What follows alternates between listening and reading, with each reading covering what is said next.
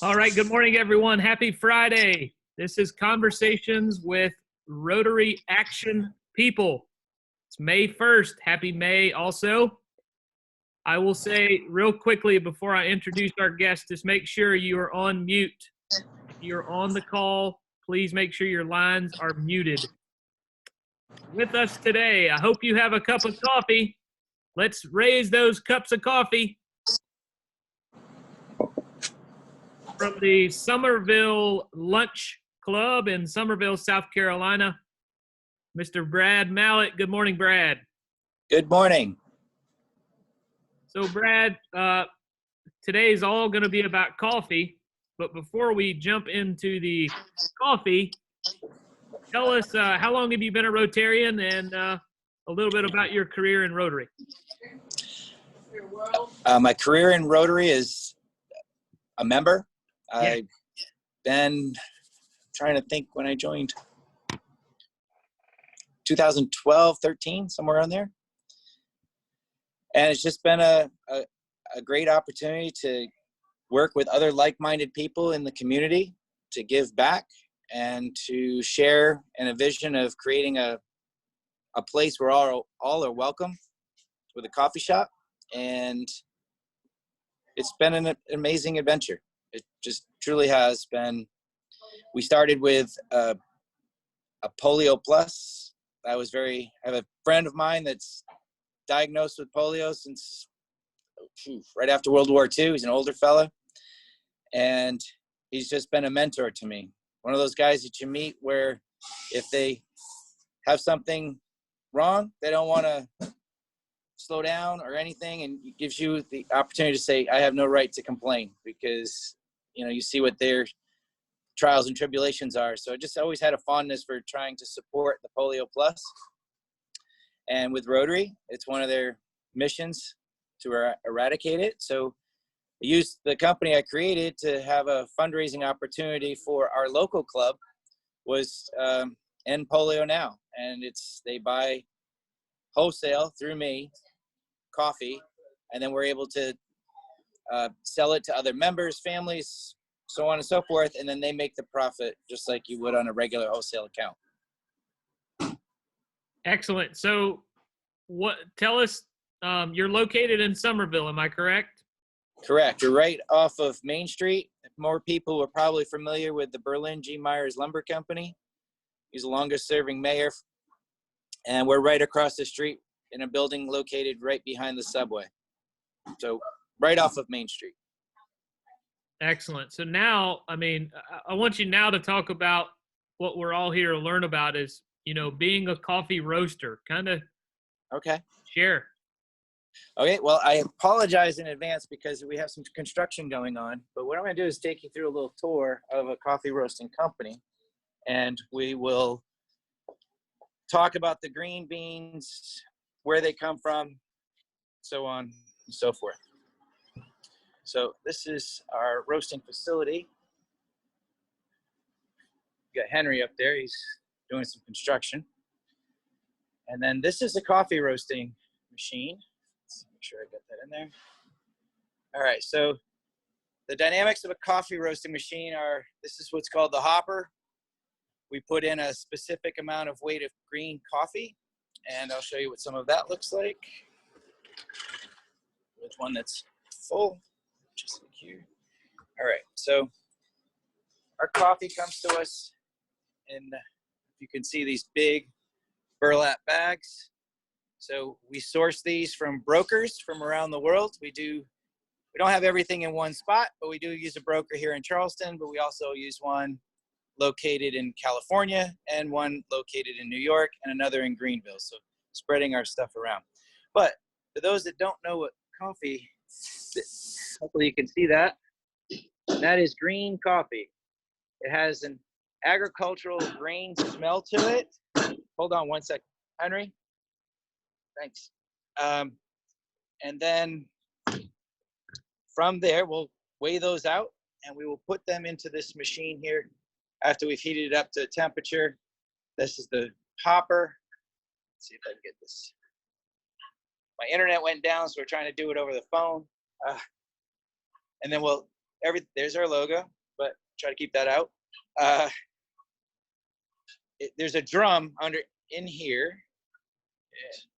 It's hard to see. All right, so this drum will spin around, gives us a visual, gives us a smelling, and is also a visual for looking in here. And we control this whole process by time and temperature. So while you might see a computer here, the computer is just to monitor what we're reading off of each roast profile. We do small batches so we can maintain really good integrity of the batch. So through time and temperature, so if you think of a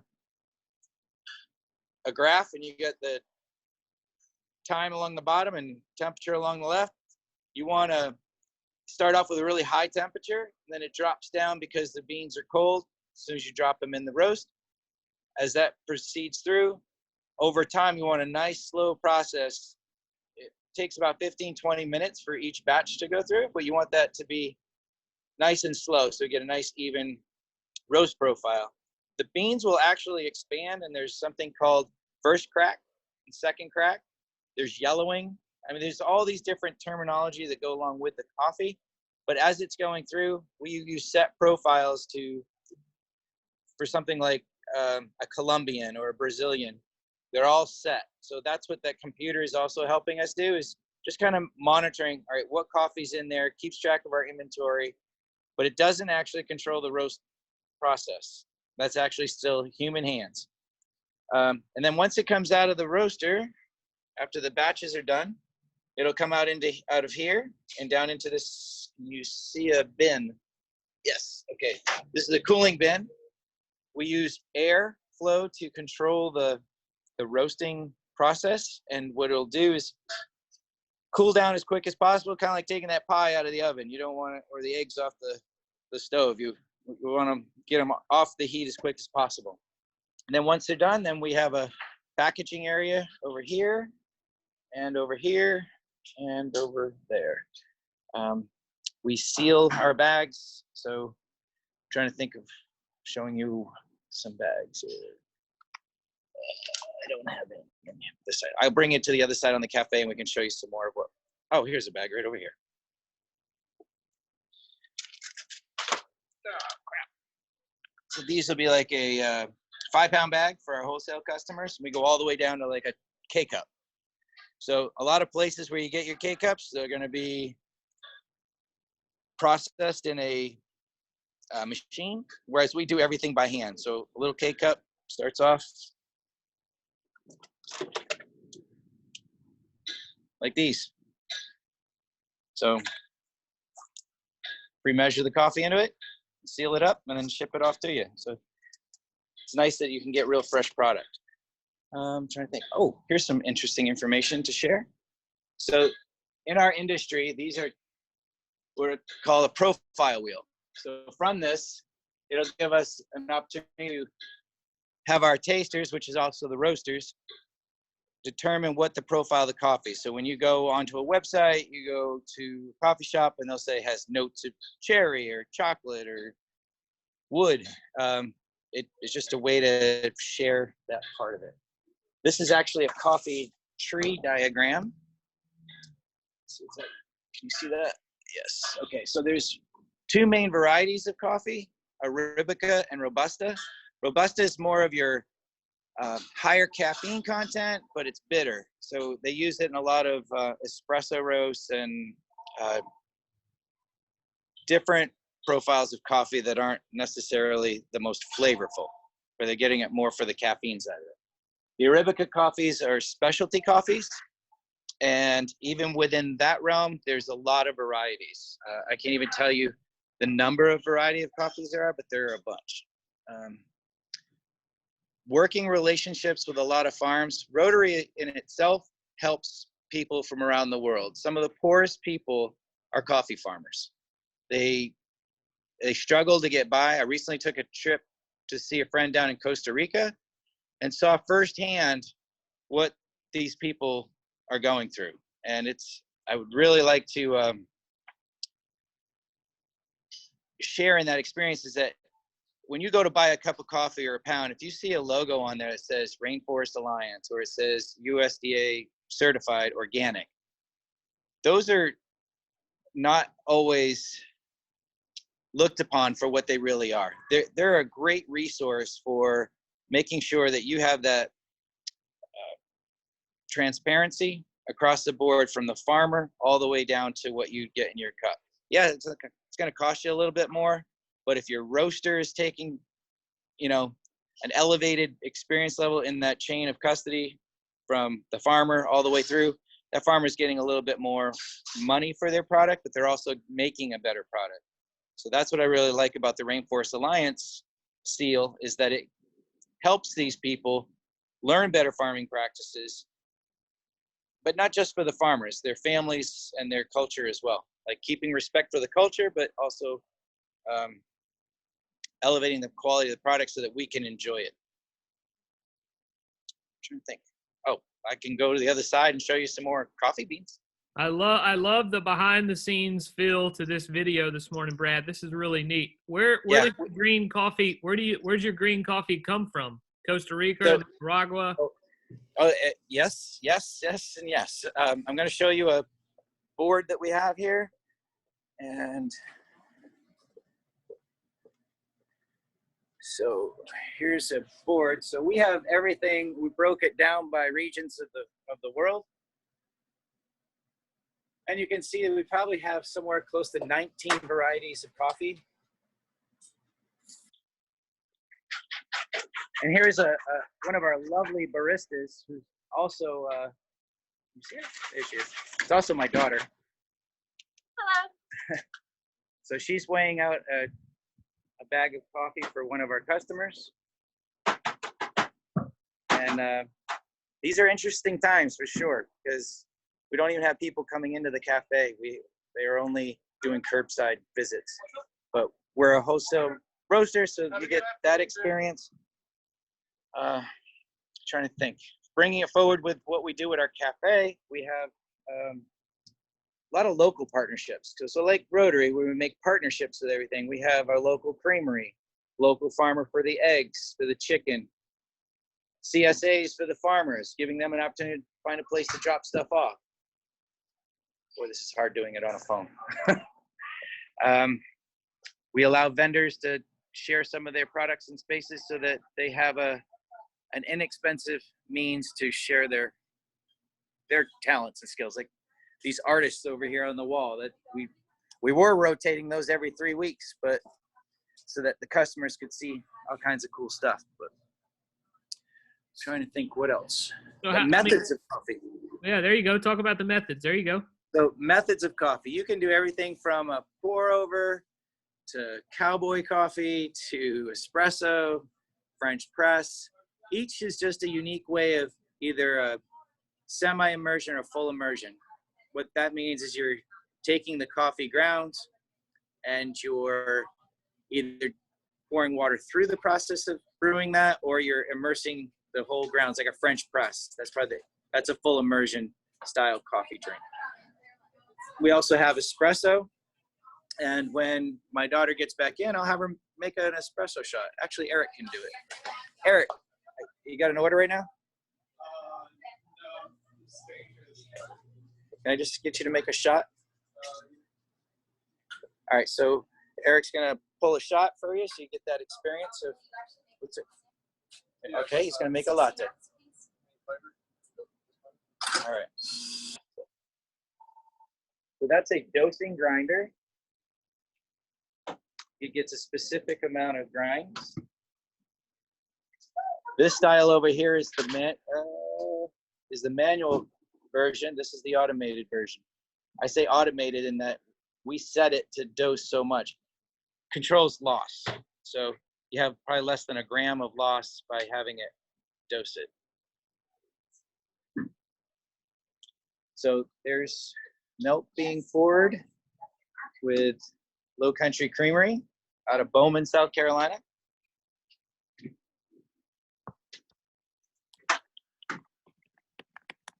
Now, there we go, back over there. So what he's doing right now is he's tamping the coffee grounds that are ground very specific. And then he's going to steam the milk at the same time pouring the shot.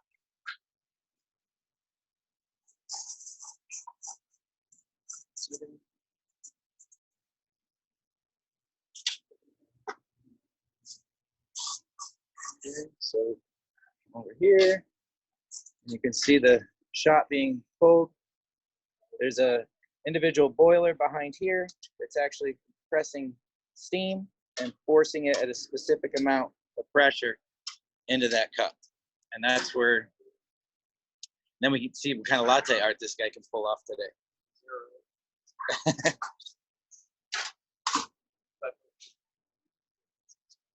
So this, we're gonna see it into the cup.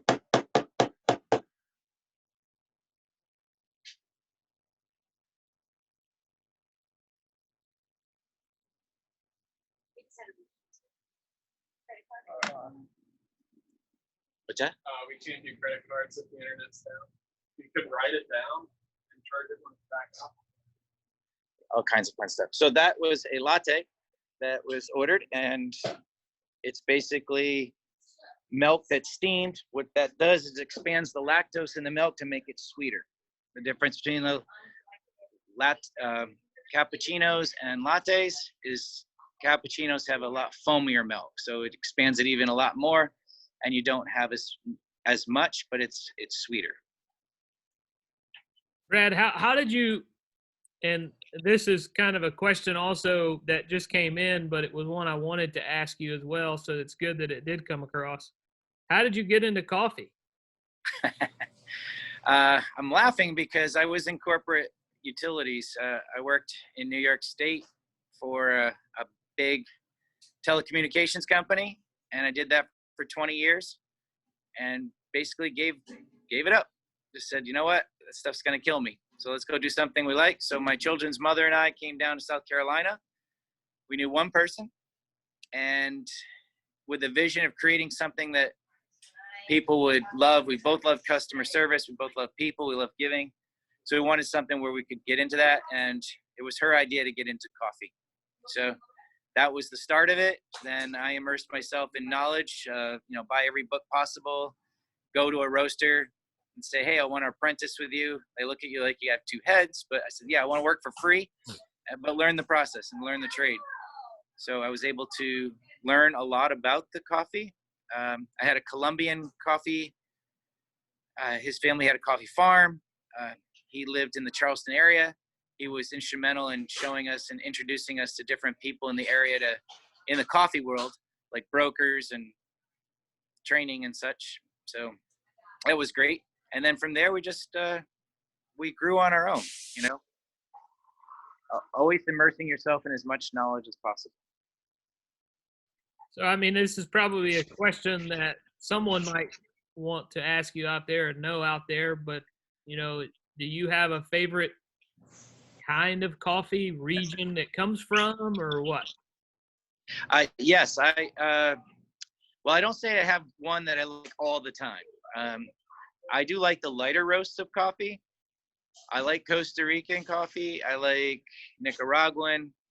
Ethiopians are really good, but it also depends on the time of the year. If it's a warm day, you can drink a nice cup of coffee in the morning, and it could be a lighter roast, like from Costa Rica. If it's cold, which doesn't get cold here often, but it does, and when you want something a little bit more bold, I'd go with like our Woodstock blend, which is a Central American and South American blend of coffee. I'm not a big fan of the dark roast coffees, but we do have some that people absolutely rave about. So for me, yes, I would like to, I see a thing here. Which roast has more caffeine? So a lighter roast is going to have more caffeine per gram, I guess, than a dark roast. But so that's a common misconception is people want the dark roast coffees because they think it has more caffeine in it. It just has more and more richness and boldness to it. You just don't want bitter. That's like a big downside. So I saw a question that came across the bottom. It says, do I sell Cope Luwak? So that is also referred to as cat poop coffee.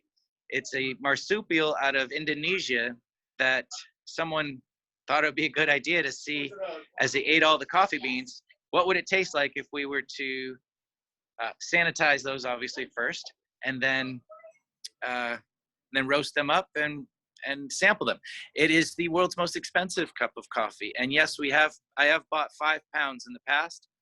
So you figure that's it's about $410 a pound is what it amounts to. So people were like, no, I'm not going to pay that kind of money. So I have had Jamaica Blue Mountain as well. That's really good. But when you look at what specialty farms that we, like, here's one, for example. We got one over here. This is from our friends down in Costa Rica, and it's the Tierra honey, the Terrasu, Costa Rica. There's some pictures of the farm, and then we'll put it into small bags.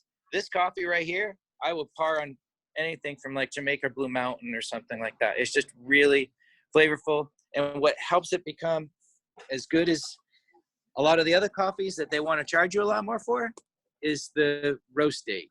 So you want to get as close to the roaster as possible. And I don't mean physically, because we have that social distancing these days, but we have to have the, from the time that it's roasted to the time that you consume it, the best profile for that was a 2-week window. And now that's not to say that after 2 weeks, oh my God, you got to throw it out.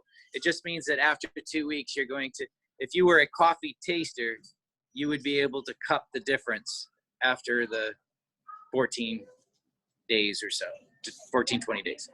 So the first part of that, when I say 7 to 14, the first couple of days, the coffee is going through a natural degassing process, which means the carbon dioxide is still coming out of the beans after the roast. Now, I apologize because I have seen some questions pop up down on the bottom, but it's on my phone, and if I'm talking, I don't get to see them all. So if I haven't answered one, shout it out at me, and I'll try my best to answer it. Will do. Yeah, I'll kind of key those up for you here in a second. But Brad, I want to tell you a few folks that are on the line here, just so you know who's been watching and this very intriguing behind-the-scenes tour. On the line is past district governor from Hilton Head Island, David Terrard, and his wife, Susan. Guys met him. Also on the line is District Governor-elect Pauline Levesque from Myrtle Beach. Hello. Your buddy right there in Somerville, Mr. Terry Moore, or we call him Technician Terry, is on the line. Technician Terry. My daughter says hi, Terry. I'll say hi too. And also on the line is our public image chair for our district, Miss Mary Gask. Oh, yeah. For those of you that are on the line and you have not added where you're watching from and your Rotary Club, please add that into the chat box. Also, if you do have any questions for Brad, now would be the time to add those. If you are listening on Facebook, we'd love for you to comment on where you're watching from and your Rotary Club, and also questions. So we did have one comment come in that said, you were making a fresh cup of coffee over there, so one of the watchers went and made a fresh cup for himself as well. So you inspired someone to have another cup of coffee. Yay. We do want to know the name of your company, though. You didn't say that, and we want you to at least tell us the name of your company. Okay, so I'm humble. It's Coastal Coffee Roasters, but I do want to shout out to, if you can see this shirt. That is really cool. So I tasked a gentleman that rents a small space back here, but used to work for me. I call him like my adopted son. He's an amazing graphic artist, and I tasked him with coming up with an idea of a t-shirt design that would kind of show the feeling of what it's like during this COVID crisis. So it's basically got this little guy down at the bottom, Calvin, which is our mascot, some coffee beans, obviously coffee cups. We have this really cool thing that our bakers came out with called a cruffin. So if you follow us on social media, you'll definitely have to try one of those things out. It's a croissant dough shaped into a muffin and then filled with some amazing deliciousness that she comes up with. And then, muffins, and then all wrapped around the center logo of Coastal Coffee Roasters with hands. So this was just a design that I just threw it out to him. So where that design ended up going was there another company that wants to help local businesses, and they came up with, hey, give us the logo. We're going to make sure that every one of these shirts that you sell, a little piece goes back to you. So I've taken that and given it to the staff.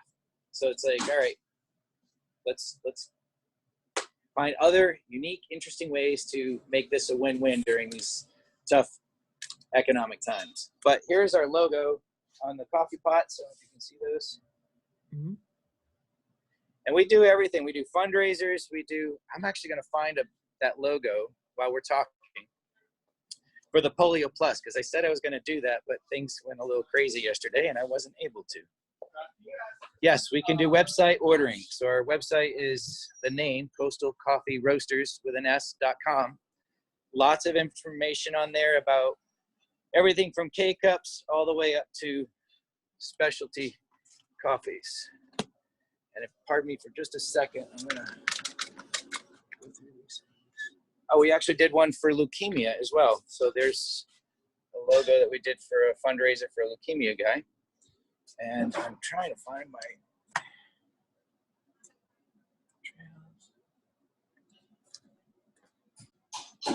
Thompson. Come on. Here we go. All right, found it. All right. Sorry about that. But here's the one for our Somerville Club.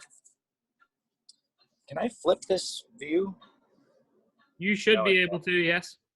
Oh yeah, there we go. Boom.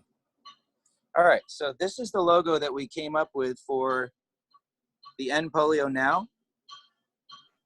And then what we did is we put the story on the back. Now it's going to be very difficult for you guys to read that, but it gives the story of why we, as Rotarians, are trying to eradicate this dreadful disease.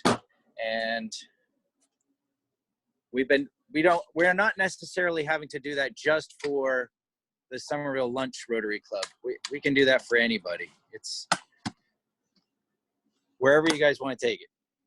Because the more money that gets made by that coffee going out there, the more work can be done to help eradicate it. Excellent. So there is a question in regards to that Polio Plus. How can someone buy that coffee, and then how much is it? Give us some background on that. All right. Well, I wish some of our team was on the call as well, because they'd be better off to answer it. I took taking all the orders in. I want to say it's $14 or $15 a pound. But please don't quote me on that, because I don't want to say the wrong price. And then we would get an order batch in, and I don't mind doing it. If another group wants to come up with it, what I like is one lead from each club to have the spreadsheet, so that we can make sure that that one person is the contact person, and then every question and monies and all of that go through them. So I have full transparency that, this isn't a profiting thing for me. It's more of a, how do we all do this together and help? But they can reach out to me after this call, and I'd be happy to. Brad at coastalcoffeeroasters.com is an email address. My cell phone is 914-799-1222. And our shop is located at 108 East 3rd North Street in Somerville, South Carolina. And be happy to help any way I can with anybody's more good coffee getting in people's hands makes better communities. I hear you. And here's a fun fact, and I really like your T-shirt, but I really like your T-shirt because the name of your mascot. Oh yeah, Calvin. That's my middle name. Is it? I'm named after my dad. So And I love Must have coffee. liked coffee. And I love coffee. So you might have to be sending a T-shirt to Myrtle Beach. There you go. Well, I'll send you. Reach out to me. I'll send you the link. If you go to our Facebook page, there's a link, and there's like 15 different colors. There's sizes. That way, I didn't have to control the inventory. It's a third-party thing that they screen print it, send it right to you, so you don't even have to leave the comforts of your home. That's awesome. I'm going to order one for sure. I Now, appreciate that. 2 more questions. Sure. What are the logistics involved in being a coffee roaster? Logistics. And I guess to add to that, do you go directly to growers or do you go through like a bean Gotcha. wholesaler? All right, so coffee beans are a commodity. So they're traded on the stock exchange, and then there's a plus and minus depending on the green coffee price. We partnered with 3 to 4 different brokers, but we have really close relationships with 2 of them where we can go, like the one I showed you with the Tierra honey from Costa Rica. That's from Balzac Brothers, and they're located right here in Charleston. We know the family. It's a 5th generation coffee importer. And because of all of the intricacies of being able to bring a product from another country into America with customs and stuff, the nice part for us is that we are in a port city or town. So I can go right to the warehouse and pick up the coffee. But in order to get that coffee, it really has to go through a broker. And it's very expensive to become a broker. So why not partner with someone that's been doing it for a very long time? So anyway, so it goes from their farm, it's sourced, goes on a big ship like you see coming into Charleston in those big containers. I believe it's about 200 to 250 bags are in one of those big metal containers, shipping containers. And then once customs clears them, then they can be moved to either a private entity or to a warehouse. There's a lot of warehouses in the area where as far as you can see, just stacks and stacks and stacks of those burlap bags like I showed you earlier. So making great partnerships is the easiest way to do it. I actually went to that farm where the Tierra honey is and got a tour of the whole plantation. And it was supposed to be something we did as an event here at Coastal Coffee Roasters.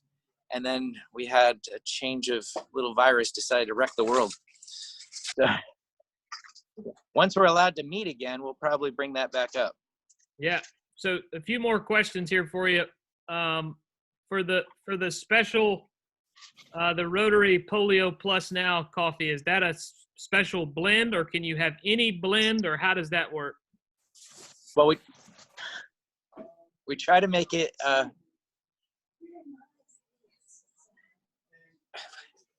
let's see. I try to keep it the same because that way if anybody ever has it, but we do have a decaf version.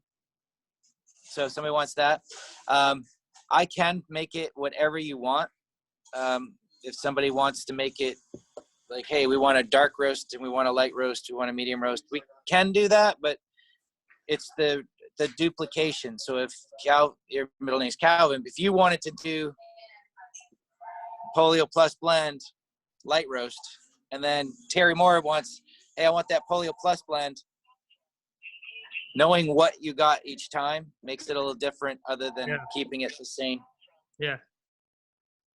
The same roast profile for each one.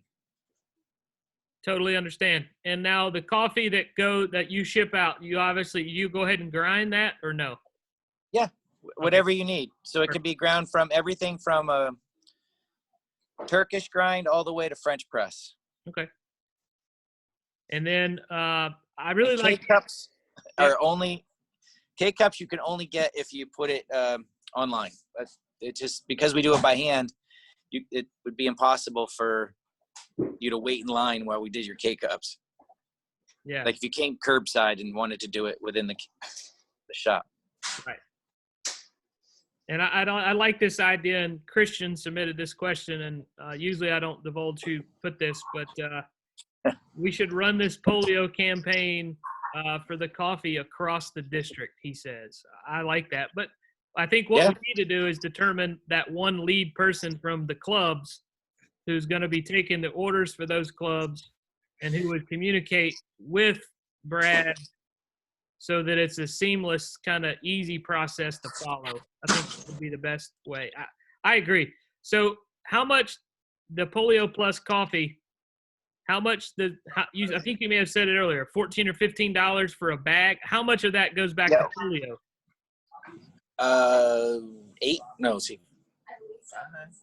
14, like $6 to $7 a pound. Okay, so half of it goes right back to Polio. That's really good. That's awesome. Excellent. Well, Brad, very informative. As I said earlier, I really like the behind-the-scenes feel you put into this and showing us the process and your atmosphere and your workspace, and really, really interesting. I drink a cup of coffee almost every day, so and I asked people to bring their cups of coffee with them at this meeting this morning. So, any last minute questions here for Brad before we wrap up? Let's see if we get any last minute questions. A lot of people are just saying very informative, super, which you can see that on your side too. Yeah. So yeah, great job. For those of you on the line, we do these conversations with Rotary Action people Monday, Wednesdays, and Fridays, all at 11 o'clock. We've got some really great speakers coming up next week. The schedule is working really, really nice. So make sure you're tuning in on Monday, Wednesday, and Friday at 11 o'clock. If you can't tune in, this is automatically posted to the district's Facebook page, so you can always go back and watch it. We encourage your clubs to share this with your members. We're sending emails out, but we want you to share this socially as well, so you'll see it posted on the district Facebook page. Please share it on your club and your personal Facebook pages after this is over. And I'll conclude with the Rotary four-way test, how we end every Rotary meeting. I'm considering today a Rotary meeting because we're talking about Rotary. So the four-way test of the things we think, say, or do. Is it the truth? Is it fair to all concerned? Will it build goodwill and better friendships? Will it be beneficial to all concerned? Super informative. Great job, Brad. Thank you, folks, for tuning in on Zoom and on Facebook. That is a wrap. We'll see you on Monday for Conversations with Rotary Action People. Have a great weekend. Thank you, Brad. Wonderful job. Thank you, Donald. Thank you, Donald. Thank you.